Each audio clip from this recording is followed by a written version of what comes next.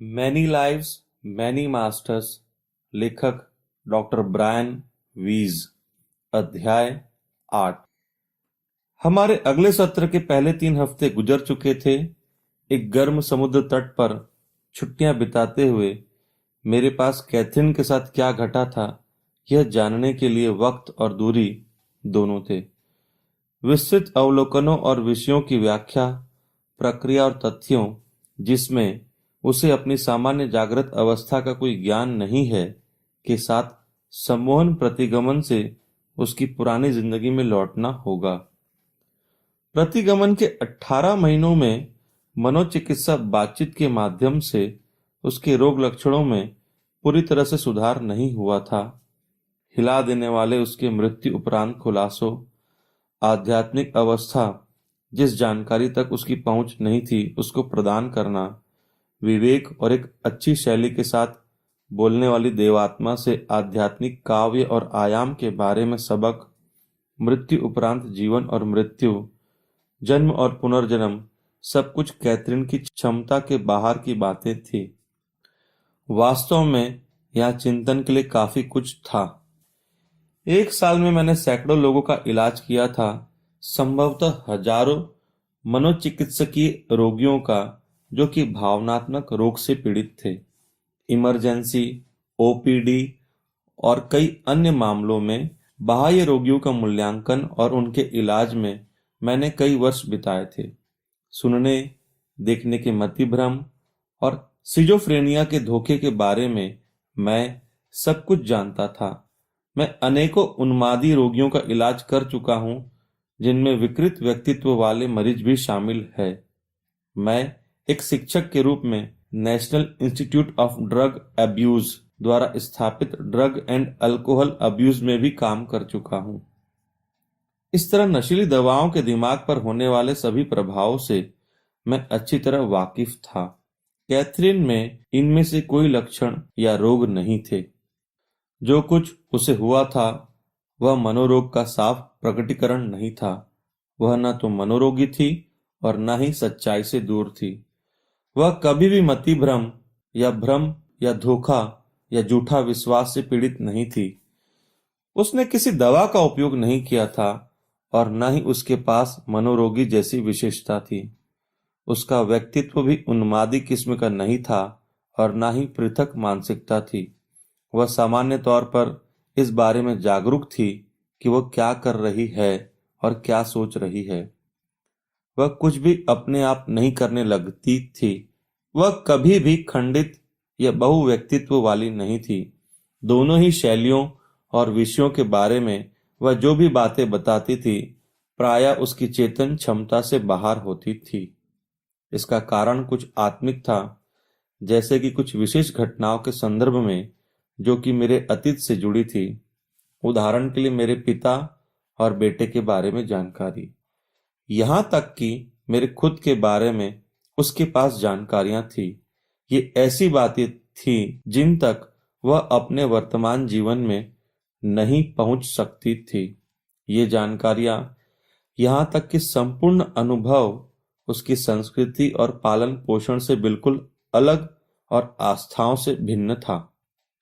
Catherine तुलनात्मक रूप से एक साधारण और ईमानदार इंसान थी। वह विद्वान नहीं थी और उसके अंदर से आने वाली कविता, व्याख्याएं और ऐतिहासिक घटनाओं का ब्यौरा तथा तथ्यों का निर्माण वह नहीं कर सकती थी। एक मनोवैज्ञानिक और वैज्ञानिक के तौर पर मैं भरोसा कर सकता था कि जिन घटनाओं का जिक्र वह कर रही थी वे उसके अचेतन मस्तिष्क के एक हिस्से में पैदा हुई थी। ये वास्तविक थी, बिना किसी शंका के। यदि कैथरीन एक कुशल कलाकार भी होती तो भी वह इन घटनाओं का पुनर्निर्माण नहीं कर सकती थी। यह ज्ञान उसकी क्षमता के बाहर बहुत ही सही और बेहद विशिष्ट था। कैथरीन के पूर्व जन्म के बारे में जानने के लिए मैं चिकित्सा संबंधी उद्देश्य को लेकर मनन कर रहा था। एक बार हम उसके नए क्षेत्र में रुक गए थे। उसमें बड़ी तेजी से और नाटकीय रूप से सुधार हो रहा था, वह भी बिना किसी दवा के। उसके क्षेत्र में कुछ शक्तिशाली चिकित्सा बल कार्य कर रहे थे। यह शक्ति परंपरागत चिकित्सा या आधुनिक दवाइयों की अपेक्षा ज्यादा प्रभावकारी लग रही थी। इस शक्ति में यादें और पुनर्जीवन ही शामिल नहीं है, बल्कि वे घटनाएं भी है जो हमारे शरीर, दिमाग और अहम को दैनिक चोटें पहुंचाती है। अपने सवालों के अंदर मैंने कई जीवन कालों को जांचने परखने में मैं इन अपमानों के नमूनों, कुछ स्थायी भावनात्मक तरीकों या शारीरिक दुर्व्यवहार, गरीबी, भूखमरी, बीमारी और विकलांगता, लगातार प्रताड़ना और पूर्वाग्रह, निरंतर असफलता और ऐसी बातों की ओर देख रहा था। मैंने उन घटनाओं पर भी ध्यान दिया जो काफी दुखद थी। भयानक मौत का अनुभव, बलात्कार, भारी आपदा या कोई अन्य भयानक दुर्घटना जो अपनी गहरी छाप छोड़ गई हो। परंपरागत चिकित्सा में मुझे इस तकनीक से बचपन का पुनरावलोकन करना था। फर्क इतना था कि यहाँ समय सीमा कई हजारों वर्षों की थी, न कि 10 से 15 वर्ष पहले के सामान्य मामलों जैसी। इसलिए परंपरागत चिकित्सा की तुलना में मेरे प्रश्न अधिक स्पष्ट और संकेतक होते थे, लेकिन अपरंपरागत खोज की सफलता पर शक नहीं था, वह बहुत तेजी से निरोगी हुई थी। अन्य मामलों में मैं सम्मोहन प्रतिगमन चिकित्सा करूंगा, लेकिन कैथरीन के पूर्व जीवन की यादों के लिए क्या कोई अन्य व्याख्या भी थी? क्या यादें उसके जीन्स में होकर आ सकती थी? यह संभावना वैज्ञानिक ढंग से असंभव है। वंशानुगत स्मृति के लिए पीढ़ी दर पीढ़ी बिना अवरोध के आनुवांशिक परिगमन जरूरी होता है। कैथरीन पूरी पृथ्वी पर रही थी और उसके वंशानुक्रम में कई बार बाधाएं आई। बाढ़ में अपनी संतान के साथ उसकी मौत हुई, या वह निसंतान थी, या उसकी मौत युवावस्था में हुई। उसका वंशानुक्रम खत्म हो गया था और वह आगे नहीं बढ़ सका था। मौत और उसके बीच की अवस्था के बाद का क्या? उसकी उत्तरजीविता में वहां कोई नहीं था और निश्चित रूप से कोई वंशानुगत संबंध भी नहीं था। तब भी उसकी यादें बनी हुई थी। नहीं, वंशानुगत व्याख्या को अलग करना होगा। मनोविज्ञानी कार्ल जुंग के सामूहिक अचेतन, अनुभव और सभी मानवीय यादों के स्रोत के विचार का क्या, जिसका उपयोग किया जा सकता था। विभिन्न संस्कृतियों में इसी तरह के संकेत होते हैं, यहां तक कि सपनों में भी। जुंग के अनुसार संपूर्ण अचेतन व्यक्तिगत रूप से प्राप्त नहीं किया जा सकता है, लेकिन वंशानुगत रूप से मस्तिष्क संरचना में रहता है। इसमें शामिल होती है उद्देश्य और धारणाएं जो अपनी ऐतिहासिक परंपराओं व इसके प्रचार प्रसार पर निर्भर होकर नई संस्कृति में उत्पन्न होती है। मैं समझता हूं कि कैथरीन की पूर्व जीवन काल की यादें जुंग की अवधारणा के द्वारा अच्छी तरह से समझाई जा सकती है। उसने संकेतों और सार्वजनिक चित्रों या उद्देश्यों का खुलासा नहीं किया था। उसके विवरणों में विशेष लोगों और स्थानों की जानकारियां थी। जुंग का विचार काफी अस्पष्ट सा लगा और यहाँ दो अवस्थाओं के बारे में भी विचार किया जा सकता था। कुल मिलाकर पुनर्जन्म अधिक समझ देता है। कैथरीन की जानकारी सिर्फ विशिष्ट और ब्यौरेवार ही नहीं थी, बल्कि उसकी चेतन अवस्था के बाहर भी थी। वह उन बातों को जानती थी जिन्हें किताब पढ़कर प्राप्त नहीं किया जा सकता है और कुछ दिनों में भुला दिया जाता है। उसका ज्ञान ऐसा नहीं था कि जिसे उसने बचपन में पाया हो और उसी तरह चेतना में दबा दिया गया हो। और देवात्माओं और उनके संदेशों का क्या? वे कैथरीन के माध्यम से आए, पर कैथरीन के नहीं थे, और उनकी समझ कैथरीन के जीवन कालों की यादों में प्रतिबिंबित होती थी। मैं जानता था कि यह जानकारी और उसके सच्चे संदेश थे। मैंने यह न केवल लोगों, उनके मन व मस्तिष्क व व्यक्तित्व के सावधानी पूर्वक अध्ययन से जाना, बल्कि सहज ज्ञान से भी जाना, मेरे पिता और पुत्र की भेंट से पहले। मेरा दिमाग सालों के सावधानी पूर्वक वैज्ञानिक प्रशिक्षण से लिए होने से यह जानता था। मेरी हड्डियां तक यह सब जानती थी। मैंने पात्र देखे जिनमें किसी तरह का तेल था। 3 सप्ताह के अंतराल के बाद भी कैथरीन जल्दी ही उस गहन समाधि की अवस्था में चली गई थी। एक अन्य जीवन काल में वह किसी दूसरे शरीर के वश में थी। वहां कई तरह का तेल पात्रों में भरा है। जहां ये पात्र रखे हैं वह एक तरह का भंडार गृह जैसा लग रहा है। पात्र लाल रंग के हैं। लाल एक तरह की लाल मिट्टी से बनाए गए। उनके चारों ओर नीली पट्टियां हैं। शीर्ष के चारों तरफ भी पट्टियां हैं। मैंने वहां लोगों को देखा। वे लोग गुफा में हैं। वे पात्रों के आसपास घूम रहे हैं और कुछ खास हिस्सों में उन्होंने उनका ढेर लगा रखा है। सभी लोग गंजे हैं। उनके सिर पर बाल नहीं है। उनकी चमड़ी भूरी है, भूरी चमड़ी। क्या तुम वहां हो? हाँ, मैं कुछ पात्रों को बंद कर रही हूँ, एक तरह के मोम से पात्र का ऊपरी भाग सील कर रही हूँ। क्या तुम जानती हो कि इस तेल का उपयोग कहाँ किया जाता है? मैं नहीं जानती। क्या तुम खुद को देख पा रही हो? खुद को देखो और मुझे बताओ कि तुम किस तरह दिखती हो। वह रुकी, जैसे खुद को देख रही हो। मैंने वेणी लगा रखी है। वह मेरी चोटी में गुथी है। मैंने एक लंबा लबादा पहन रखा है, एक लंबा कपड़ा। उस पर बाहर की ओर सोने की पट्टी है। क्या तुमने उन पुरोहितों या उन लोगों के लिए काम किया जिनके सिर गंजे हैं? मेरा काम सिर्फ मोम से पात्र को बंद करना है। बस यही मेरा काम है। लेकिन तुम नहीं जानते कि उन पात्रों का उपयोग क्या है। इन पात्रों का उपयोग कुछ धार्मिक अनुष्ठानों में किया जाता है, लेकिन मैं इस बात को लेकर निश्चित नहीं हूं कि वह क्या है। उन्होंने तेल लगाया हुआ है और सिर पर कुछ पहना हुआ है। सिर पर कुछ रखा है। मैंने एक पक्षी को देखा, एक सोने की चिड़िया, जो कि मेरी गर्दन के आसपास है। उसका शरीर सपाट है। उसकी पूंछ चपटी है, बहुत ही चपटी, और उसका सिर नीचे की ओर है, मेरे पैरों से। तुम्हारे पैरों से? हाँ, पहनने का यही तरीका होना चाहिए। वह काला काला चिपचिपा पदार्थ, मैं नहीं जानती कि यह क्या है। वह कहाँ है? संगमरमर के बने पात्र में। वे इसका काफी उपयोग करते हैं, लेकिन मैं नहीं जानती किस लिए। तुम्हारे पास उस गुफा में पढ़ने के लिए कुछ है जिसे तुम पढ़कर मुझे उस देश का नाम, जगह का नाम, जहां तुम रहती हो, या तारीख बता सकती हो? दीवारों पर कुछ भी नहीं है। सभी दीवारें खाली हैं। मैं नाम नहीं जानती हूँ। मैंने इस काल में उससे बहुत कुछ जान लिया था। वहां सफेद पात्र है, एक तरह के सफेद पात्र। उनके सिरे पर सोने का हत्था है। उस पर सोने की तरह कुछ जड़ा हुआ है। पात्र में क्या है? एक तरह का मलहम। लगता है यह किसी और दुनिया में जाने का रास्ता है। क्या अब तुम उस रास्ते में से गुजरने वाली हो? नहीं, यहाँ कोई नहीं जिसे मैं जानती हूँ। क्या तुम्हारा काम लोगों को इस रास्ते के लिए तैयार करना है? नहीं, यह उस पुजारी को करना चाहिए, मुझे नहीं। हमें सिर्फ उन्हें मलहम देना थी, सुगंधि के साथ।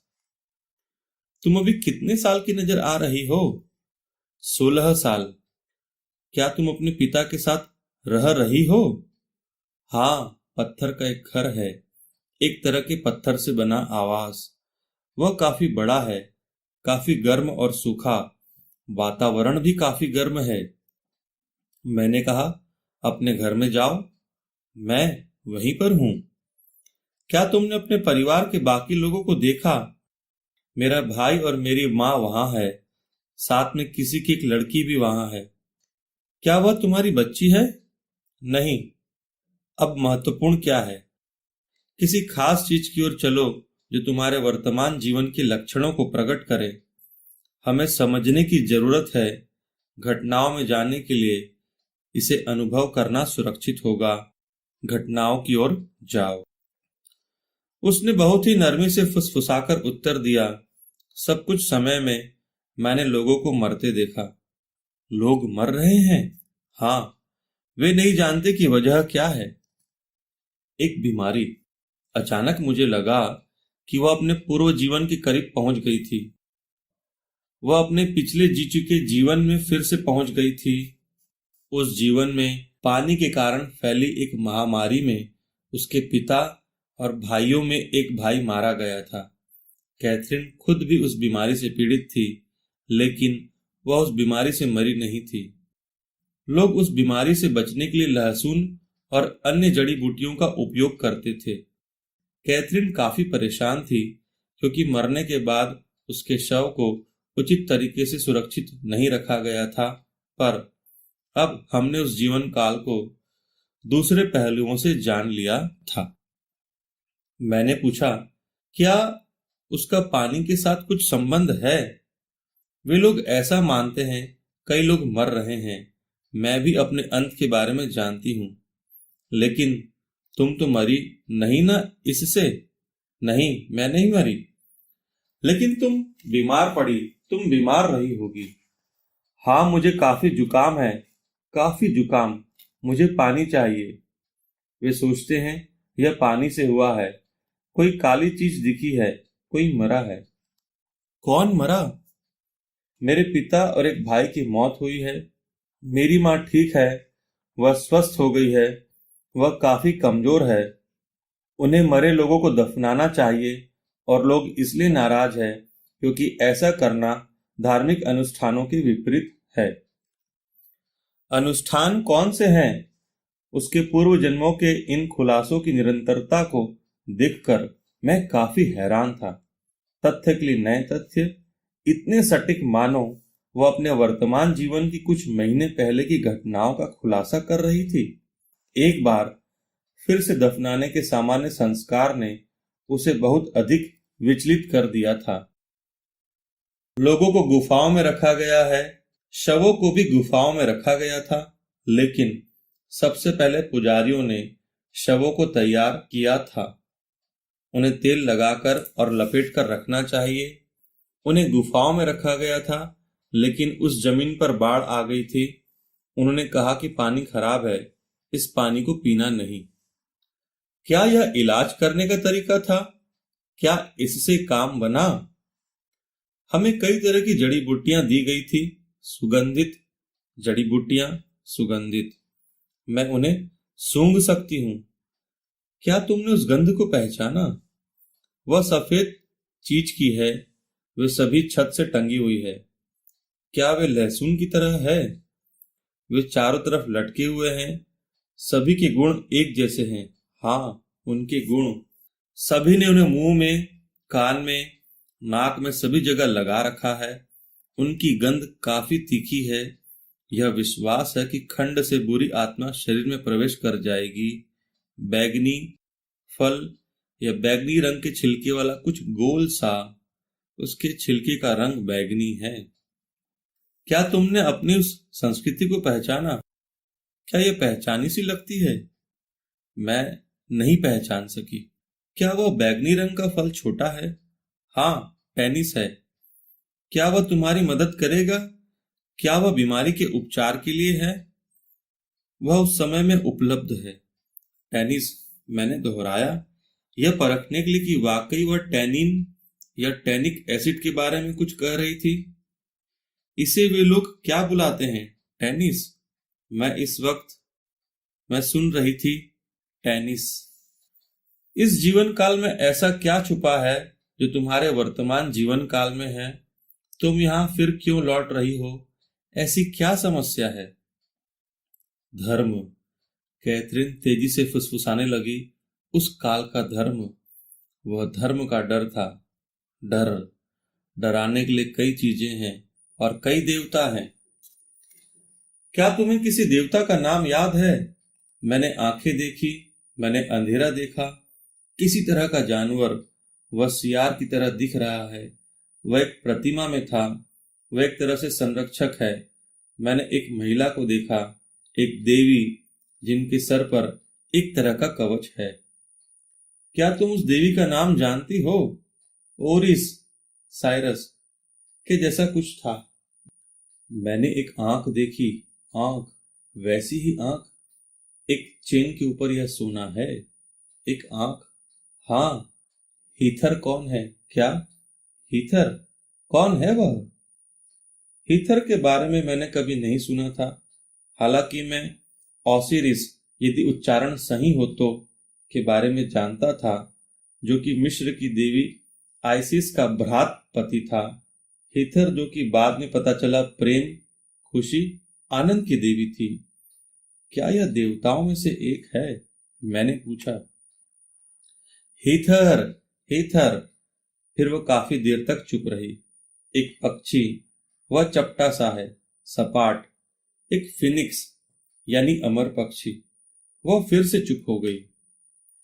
आगे बढ़ो, उस जीवन काल में अपने अंतिम दिन की ओर, अपने अंतिम समय में जाओ, लेकिन मरने से पहले मुझे ये बताओ कि तुमने क्या देखा। उसका जवाब काफी धीमे स्वर में था। मैंने लोगों को और इमारतों को देखा। मैंने चप्पलें देखी। वहां खुरदुरा कपड़ा है, एक तरह का खुरदुरा मोटा कपड़ा। क्या हुआ? तुम्हारा समय अब खत्म हो रहा है। तुम्हारे साथ क्या हुआ? क्या तुम देख सकती हो? मैं उसे नहीं देख सकती। मैं खुद को और आगे नहीं देख सकती। तुम कहाँ हो? तुमने क्या देखा? कुछ नहीं, सिर्फ अंधकार। मैंने प्रकाश देखा, चमकीली रोशनी। वह पहले ही मर चुकी थी। पहले ही वह आध्यात्मिक अवस्था को पहुंच चुकी थी। ऊपरी तौर पर लग रहा था कि उसे फिर से वास्तविक मौत को अनुभव करने की आवश्यकता नहीं है। मैंने पूछा, क्या तुम उस रोशनी में जाओगी? मैं जा रही हूं। अब वह शांति में आराम कर रही थी। उसकी प्रतीक्षा शुरू हो चुकी थी। उस जीवन काल के सबकों को सीखो। क्या तुम पीछे की ओर देख सकती हो? क्या तुम अब भी उनके बारे में जानती हो? नहीं, वह फुसफुसाई। वह लगातार इंतजार कर रही थी।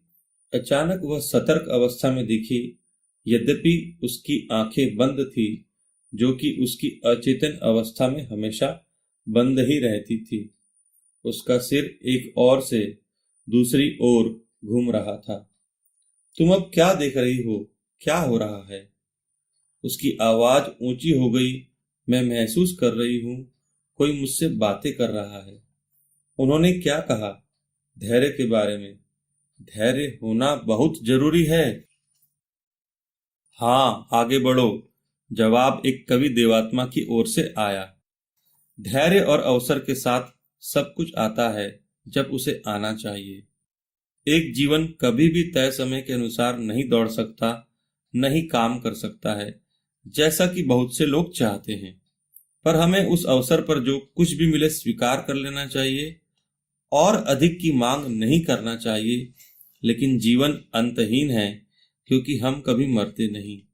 हम कभी वास्तविक रूप में पैदा ही नहीं होते हैं।